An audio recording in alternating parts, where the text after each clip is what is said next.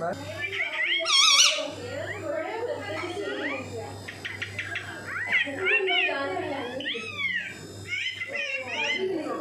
के चक्कर में मुझे इधर मारेगी यार।